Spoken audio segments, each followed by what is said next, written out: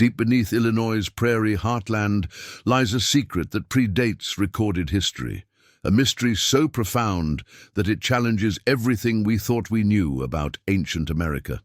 Tonight, we venture into the forgotten territories of the Midwest, where colossal earthen pyramids rival Egypt's monuments, where timber circles track celestial movements with NASA-level precision, and where entire civilizations vanished without leaving so much as a written word to explain their disappearance.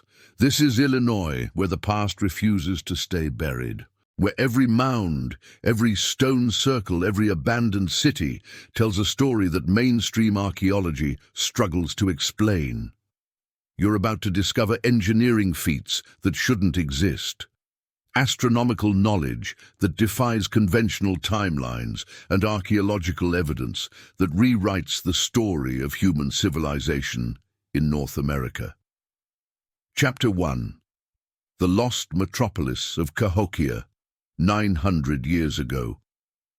If you were to take a bird's-eye view of North America, you'd witness something extraordinary. Rising from the Illinois floodplains, just across from where St. Louis now stands, was the largest city north of Mexico. No, we're not talking about some modest village of a few hundred people. This was Cahokia, a thriving metropolis, housing between 10 to 20,000 residents at its peak, with another 10 to 15,000 living in surrounding settlements. But here's where things get weird. By 400 CE, this magnificent city was completely abandoned, gone, empty, as if an entire civilization just packed up and walked away into history, leaving behind only questions and over 120 earthen mounds scattered across 6 square miles.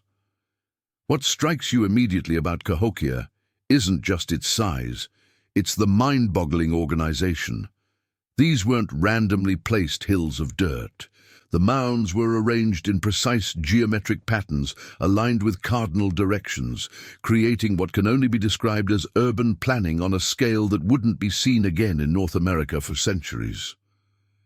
The Mississippian people who built this wonder had no written language that we know of. No horses, no metal tools, no wheels. Yet somehow they created a city that would have made contemporary European settlements look like backwater hamlets. We're talking about a place with neighborhoods, plazas, residential areas, elite districts, and ceremonial complexes, all laid out with mathematical precision. The archaeological evidence tells us they were master traders. Shells from the Gulf Coast, copper from the Great Lakes, stone from the Ozarks, all flowing through Cahokia like rivers of commerce. They practiced intensive agriculture, created sophisticated art, and built structures that still baffle engineers today. Yet, for all our digging, all our carbon dating, all our ground-penetrating radar, we still can't answer the most fundamental questions. Who were these people really? They left no written records, no oral traditions that clearly identify them as ancestors. Various Native American tribes have creation stories and legends that might reference this place, but the direct lineage remains murky. It's as if an entire branch of human achievement was simply severed from the tree of history. But perhaps the most haunting mystery is why they left. Climate change, resource depletion, political upheaval, disease, war. The theories abound, but the truth remains locked in the silent mounds. Some suggest a gradual abandonment over decades. Others point to evidence of more sudden departures. Archaeological layers show periods of rebuilding and expansion right up until the end, which makes the abandonment even more perplexing. Recent discoveries have only deepened the mystery. Ground-penetrating radar has revealed massive structures beneath some mounds that we haven't even excavated yet. Wooden posts arranged in perfect circles, underground chambers, and what appear to be sophisticated drainage systems. It's like we're looking at the tip of an archaeological iceberg, with the bulk of Cahokia secrets still buried beneath our feet. The scale of construction boggles the mind. Moving 14 million cubic feet of earth without modern machinery would require a level of social organization and collective will that speaks to something extraordinary about these people. Every basket full of soil was carried by human hands, shaped by human vision, placed with human precision. The sheer audacity of the undertaking suggests a culture driven by purposes we can barely comprehend, and then one day they were gone. The great city fell silent, the trade routes emptied, the ceremonies ended. What remains is a landscape dotted with earthen monuments to human ambition and mystery, each mound a question mark rising from the Illinois prairie, challenging us to understand a civilization that achieved greatness and then vanished like smoke in the wind. Woodhenge. Chapter 2. Woodhenge, the American Stonehenge. If you think ancient astronomical observatories are limited to places like Stonehenge or the Egyptian pyramids, think again. Right here in Illinois, the Mississippians constructed something that might be even more impressive. A series of massive timber circles that tracked celestial events with breathtaking accuracy. Welcome to Cahokia's Woodhenge, where American ingenuity met cosmic precision in ways that still leave astronomers shaking their heads in amazement. Picture standing in the center of a circle of towering red cedar posts, each one perfectly positioned to capture specific moments when our planet dances with the sun. These weren't random arrangements of wood. These were sophisticated astronomical instruments built by people we're told had no advanced mathematics, no written records, and no connection to old-world sciences. The largest circle contained 48 posts, each one strategically placed to mark crucial points in the solar year. Stand in the center during the spring equinox, and you'll watch the sunrise directly over one specific post. Return for the summer solstice, and another post perfectly frames the sunrise. Winter solstice. There's a post for that too. It's like having a massive calendar written in timber and sunlight. But here's where it gets really wild. The Mississippians didn't just build one. They built at least 5 different versions over time, each one more refined and accurate than the last. It's as if they were constantly upgrading their cosmic computer, fine-tuning their understanding of celestial mechanics with each iteration. The precision is absolutely staggering. Modern astronomical calculations confirm that these posts were placed with an accuracy that would challenge contemporary surveyors, even with GPS technology. We're talking about alignments precise to within fractions of a degree. How did they achieve this level of accuracy? What instruments did they use? How did they pass down this knowledge from generation to generation without writing?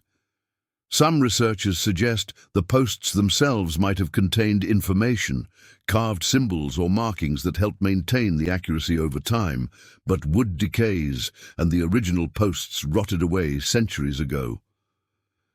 What we see today are modern reconstructions based on the post hole patterns left in the ground. Ghostly impressions of what once stood here. The implications are mind-bending. These weren't just simple farmers tracking planting seasons. The level of astronomical knowledge required to construct these circles suggests a sophisticated understanding of Earth's relationship to the sun, possibly even awareness of longer celestial cycles that take decades to complete. They were literally reaching for the stars with tools we can barely imagine. But why? That's the question that haunts every visitor to this reconstructed wonder. Was Woodhenge purely practical? A giant farmer's almanac carved in timber? Or was it something deeper, more spiritual? The alignment with solstices and equinoxes suggests ceremonial importance. These are the moments when day and night balance, when seasons change, when the natural world transforms. Many indigenous cultures view these transitions as sacred times, moments when the veil between worlds grows thin. Perhaps the Mississippians gathered here during these cosmic events, conducting ceremonies we can't imagine, drawing power from their perfect alignment with celestial forces. The very act of standing in the center of this circle during a solstice sunrise is profoundly moving even today. The engineering challenges alone are staggering. How do you ensure perfect circular spacing without metal measuring tools? How do you achieve precise astronomical alignments without telescopes or mathematical calculations? The wooden posts had to be not just placed correctly, but also perfectly vertical and uniform in height. One mistake, one slightly tilted post, and the entire system's accuracy would be compromised. Recent archaeological evidence suggests that the builders may have used sophisticated sighting techniques, possibly involving temporary observation posts and careful measurement of shadow lengths over time. They might have spent years preparing for each construction phase, observing and recording celestial movements with methods we're only beginning to understand. What's equally fascinating is that Woodhenge wasn't built in isolation. It was part of Cahokia's greater urban plan, positioned deliberately in relationship to the great mounds and plazas. The entire city seems to have been designed as one massive ceremonial landscape, with Woodhenge serving as its cosmic anchor point, the place where Earth met sky in perfect mathematical harmony. And then, like everything else at Cahokia, it was abandoned. The great circles fell into disrepair, the posts rotted away, and the astronomical knowledge that created them faded into mystery. What remains are the post holes, dark circles in the soil that mark one of humanity's most remarkable achievements in connecting with the cosmos. A wooden Stonehenge that proves ancient America was far more sophisticated than we ever imagined. Chapter 4. Giant City Stone. Fortress of Giant City Stone, fought the ancients. Deep in the rugged hills of southern Illinois, where sandstone cliffs rise from dense forests and time seems to move differently, stands one of the most perplexing structures in all of North America. Welcome to Giant City Stone Fort, a prehistoric stone enclosure that defies easy explanation and challenges everything we think we know about ancient defensive architecture. Picture walking along a stone wall that snakes for nearly a mile across ridgetops and through valleys built from massive sandstone blocks that would challenge modern construction equipment. No mortar holds these stones together, just careful placement and engineering principles that have kept them standing for over 1,000 years. But here's the thing that'll make your head spin. Nobody knows exactly what this place was built for. The craftsmanship is absolutely extraordinary. These aren't rough-hewn stones thrown together in desperation. Each block was carefully shaped and positioned to create walls that are both structurally sound and aesthetically pleasing. The builders used a technique called dry stone construction, fitting irregular stones together so precisely that many sections require no modern repair despite centuries of weather and geological shifts. But the layout is what really gets archaeologists scratching their heads. If Giant City Stone Fort was built for defense, it's unlike any other defensive structure from this time period. The walls don't completely enclose a space. They don't have obvious defensive features like bastions or firing positions, and some sections seem to be built more for ceremony than combat. The main wall system covers approximately 260 acres, winding along natural ridges and incorporating existing rock formations in ways that suggest the builders had an intimate understanding of both the landscape and advanced engineering principles. Some sections are built directly on bedrock, others bridge natural gaps between cliff faces, and still others seem to follow lines that have more to do with geometry than topography. Archaeological evidence suggests the site was occupied intermittently over many centuries, with different groups adding their own modifications and improvements to the basic structure. Pottery fragments, stone tools, and fire hath scattered throughout the enclosure tell stories of people who came here for reasons we can barely imagine. Inside the walls, the landscape is equally mysterious. Natural sandstone formations create towering spires and hidden loves that early settlers called Giant City because the rock pillars resembled streets lined with massive buildings. These natural features were clearly important to the original builders who incorporated them into their overall design rather than working around them. Some of the interior spaces show clear evidence of modification by human hands, rock surfaces, bear-carved symbols and petroglyphs that have resisted every attempt at translation. Stone circles mark locations where fires burned regularly, suggesting ceremonial activities that might have continued for generations. Natural caves and overhangs were enhanced with stonework to create what can only be described as outdoor rooms. The defensive theory falls apart when you really examine the structure. Large sections of the wall are barely waist-high, easily crossed by anyone with basic climbing ability. Other sections have gaps wide enough for wagons to pass through. If this was meant to keep enemies out, it would have been spectacularly ineffective. But if it wasn't defensive, what was it? Some researchers proposed that Giant City Stone Fort was a ceremonial center, a place where different tribes gathered for religious observances, trade meetings, or seasonal celebrations.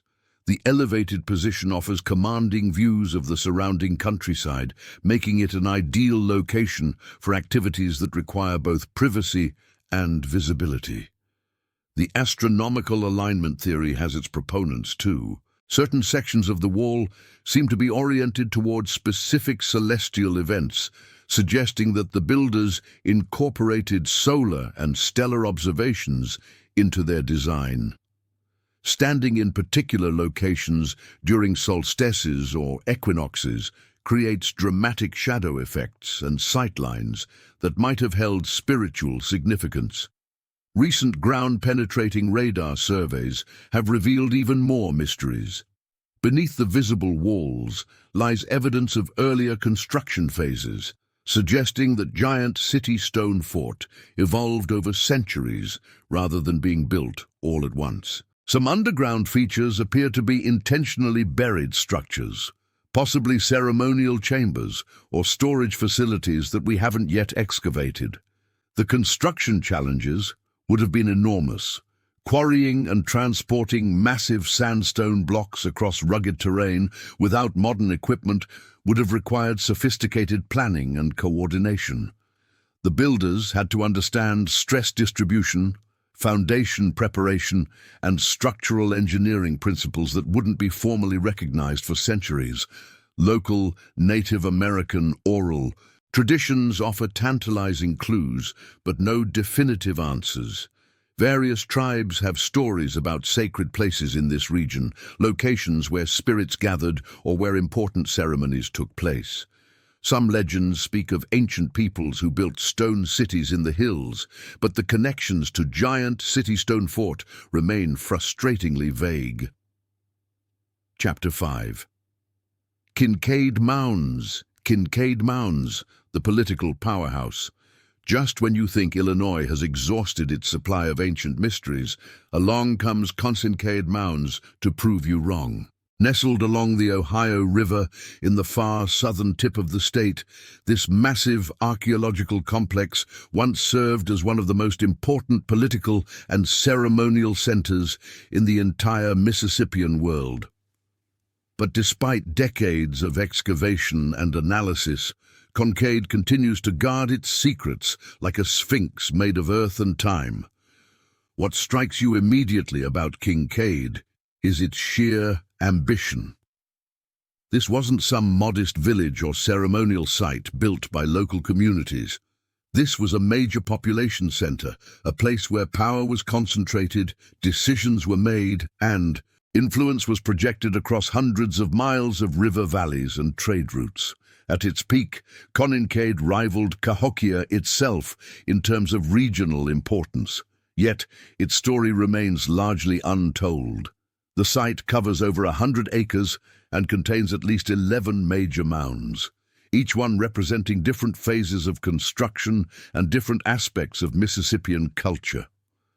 The largest mound rises nearly 40 ft above the surrounding floodplain, a testament to the organizational power required to move thousands of tons of earth one basket full at a time. But unlike Cahokia's monuments, Kincaid's mounds seem designed more for exclusivity than mass gatherings. Archaeological evidence suggests that Kincaid operated as a regional capital, a place where local chiefs and important families maintained residences and conducted the complex business of governing scattered communities throughout the Ohio and Mississippi River systems. The pottery styles, stone tools, and other artifacts found here show connections to sites across the southeast, evidence of a sophisticated trade and diplomatic network. But here's where Cade gets really interesting from a political perspective. The site shows clear evidence of social stratification with elite residential areas, specialized craft production zones, and what appear to be administrative complexes. This wasn't just a place where people lived, it was where they governed, where they made the decisions that affected thousands of lives across the region. The plaza areas are particularly intriguing. These carefully prepared flat spaces could accommodate large crowds for ceremonies, public announcements, or political gatherings, but the design suggests controlled access places where audiences were managed and political theater was carefully choreographed. Standing in these plazas today, you can almost feel the weight of ancient political drama that once played out on this earthen stage. The trade network centered on Kincaid boggle the mind. Artifacts found here include marine shells from the Gulf Coast, copper from the Great Lakes, stone from Arkansas quarries, and pottery styles from across the southeast. This wasn't just local exchange, it was international commerce on a scale that wouldn't be seen again in this region for centuries after European contact. But what was being traded? Raw materials, certainly, but also ideas, technologies, and political alliances. Kincaid appears to have been a place where different cultural groups came together, where innovations were shared, and where the complex diplomatic relationships that held the Mississippian world together were negotiated and maintained. The construction phases at Kincaid reveal a fascinating story of political evolution. Early mounds were relatively simple, but later additions show increasingly sophisticated architecture and more elaborate ceremonial features. It's as if we're watching a regional power center grow in confidence and ambition over time, each generation adding their own stamp to the political landscape. Recent excavations have uncovered what appear to be specialized administrative buildings, structures that seem designed more for meetings and record-keeping than for ceremonies or residences.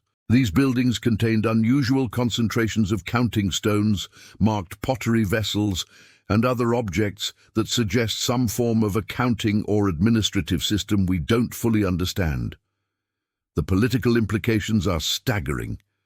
If King really did function as a regional capital, then the Mississippian world was far more politically sophisticated than most people realize. We're not talking about simple chiefdoms or loose tribal confederations, but about complex political entities with administrative systems, diplomatic protocols, and governing structures that could manage resources and populations across vast territories. The mystery deepens when you consider King's relationship to Cahokia. The two sites were clearly connected, sharing similar pottery styles, architectural techniques, and ceremonial practices. But were they allies, rivals, or something more complex? Archaeological evidence suggests periods of cooperation and periods of competition, a dynamic political relationship that shifted over time as circumstances changed. The abandonment of Kincaid is equally mysterious. Like so many Mississippian sites, it was gradually depopulated during the 13th and 14th centuries, but the reasons remain unclear. Climate change, resource depletion, political upheaval, and disease have all been proposed. But none explain why such a successful and well-connected center would simply fade away. Some conspiracy theorists suggest that Kincaid was deliberately destroyed or abandoned to hide evidence of advanced political systems that challenge conventional narratives about pre-Columbian America. While there's no archaeological support for such claims, they reflect the genuine puzzle that Kincaid represents a sophisticated political center that achieved remarkable success and then vanished, leaving only questions buried in the earth. Chapter 6. Emerald Mound, the satellite Emerald Mound mystery. About 40 lieues southeast of Cahokia, rising from the Illinois prairie like an ancient sentinel, stands a mystery that might be even more puzzling than the great city itself. Emerald Mound and its associated village site represent something unique in the Mississippian world, a major ceremonial center that was clearly connected to Cahokia's influence, but maintained its own distinct identity and purposes. What makes Emerald so fascinating isn't just its size, it's its timing and positioning. This massive earthwork was constructed during Cahokia's peak period of influence. Yet it was built far enough away to suggest either independence or a very special kind of dependency. Was Emerald a satellite city, an outpost of Cahokian power? Or was it something more complex, a regional center with its own agenda that happened to share cultural practices with its larger neighbor? The mound itself is impressive by any standard, rising nearly 30 ft above the surrounding floodplain and covering several acres at its base. It represents an enormous investment of labor and resources by whatever community built it. But unlike Cahokia's mounds, which were part of a vast urban complex, Emerald seems more focused, more specialized in its purposes. Archaeological excavations have revealed that the village surrounding Emerald Mound was substantial, housing perhaps several hundred families during its peak occupation. But the layout is different from what we see at Cahokia. The houses are arranged in ways that suggest different social organization, possibly more egalitarian in some respects, more rigidly hierarchical in others. The pottery found at Emerald tells a fascinating story of cultural connection and dime pendants. Many styles clearly derive from Cahokian traditions, showing that the people here shared artistic and technological innovations with the larger center. But other pottery styles are unique to this site, suggesting local innovations and possibly different ceremonial or domestic practices. Trade goods tell a similar story, materials from distant sources. Copper from the Great Lakes, shells from the Gulf Coast, all flow through Emerald just as they do through Cahokia. But the proportions are different. The specific items chosen suggest different priorities or different trading relationships. It's as if Emerald was plugged into the same economic networks as Cahokia, but was using them for its own distinct purposes. The timing of construction phases at Emerald raises even more questions. Some sections of the mound appear to have been built before Cahokia reached its peak, suggesting that this site might have been established independently and only later brought into Cahokia's sphere of influence. Other construction phases clearly coincide with major building episodes at Cahokia, implying coordinated planning across the region. But perhaps the most intriguing aspect of Emerald Mound is what appears to be evidence of specialized ceremonial activities that weren't practiced at Cahokia itself. Excavations have uncovered unusual arrangements of artifacts, distinctive fire hearths, and what seem to be offering deposits that suggest ceremonies or rituals unique to this location. Recent ground-penetrating radar surveys have revealed that Emerald's subsurface is far more complex than the visible mound suggests. There appear to be earlier construction phases buried beneath the current structure, possibly representing different cultural groups or different ceremonial purposes over time. Some features suggest that this location was considered sacred long before the major mound was constructed. The relationship between Emerald and Cahokia becomes even more puzzling when you consider the environmental context.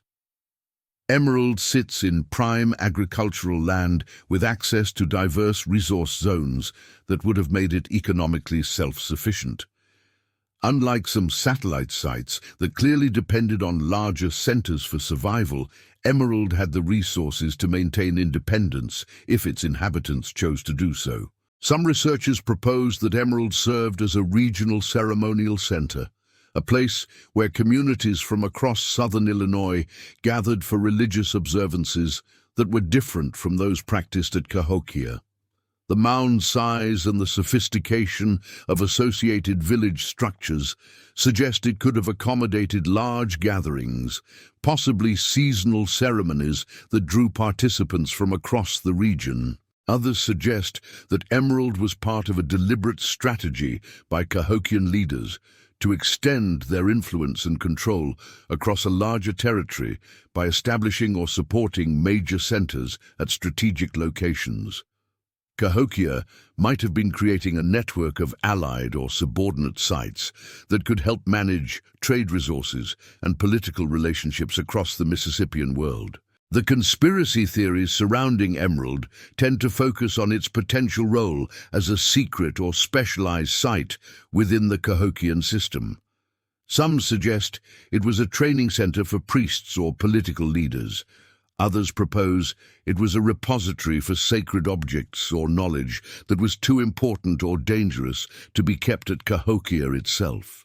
While these ideas lack archaeological support, they reflect genuine puzzles about Emerald's purpose and relationship to the larger Mississippian world. The site clearly had resources, connections, and purposes that went beyond simple farming or local governance, yet its specific role remains frustratingly unclear. Recent discoveries have only deepened the mystery. Excavations continue to reveal new aspects of site organization and use, but each new finding seems to raise more questions than it answers. The more we learn about Emerald Mound, the more complex and sophisticated the Mississippian political and ceremonial systems appear to have been. Walking around Emerald today, you're exploring the edges of a mystery that touches on some of the deepest questions about ancient American civilization. How did complex societies organize themselves across large territories? How did local communities maintain their identity while participating in larger cultural and political systems? How did people balance independence with the benefits of cooperation and alliance? Emerald Mound doesn't provide easy answers to these questions, but it offers tantalizing clues about possibilities we're only beginning to understand. This satellite mystery continues to challenge our assumptions about ancient political organization, ceremonial systems, and the sophisticated ways that Mississippian communities managed the complex relationships between local identity and regional power.